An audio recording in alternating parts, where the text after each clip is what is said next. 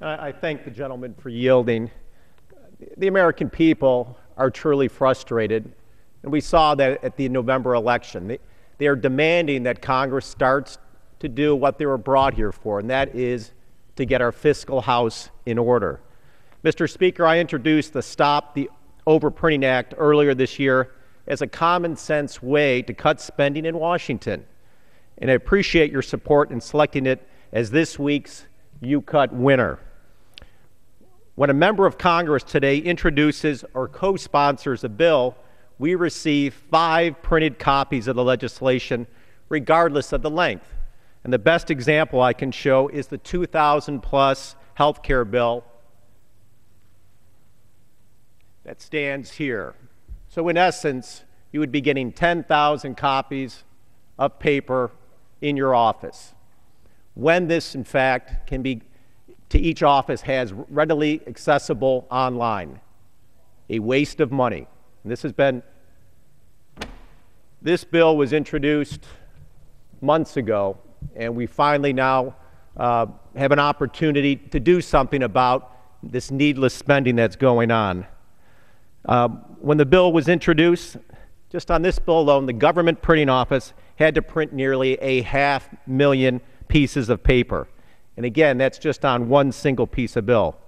In this last Congress, we've had more than 14,000 bills that were introduced, a lot of unnecessary cost and waste, when the American people keep scratching their head as to what's going on in Washington, and we have a very simple way to save money.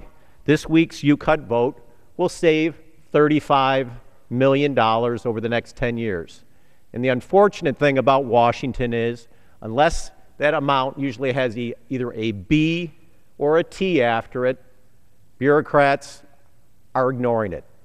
And that's got to stop, and that's why we saw such a huge change in the November election. Simply put, we've got the information online. Let's start doing what the private sector has been doing for years, is going paperless. And this is a very simple way to do it. We've got to start managing a budget and doing what the private sector is and looking for every way that we can start saving a dollar. Starting now, we truly can change that attitude in Washington and start cutting wasteful spending by supporting this U-Cut bill.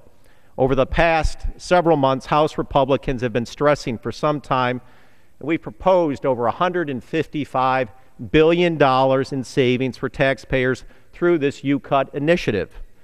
Despite the more than 2.5 million votes cast, Republicans and those of you who have cast your votes through U-Cut have been met with a lot of resistance on the other side. Hopefully, that'll change. Again, thank you for your vote and for your participation in cutting Washington spending through this U-Cut initiative. And with that, I yield back.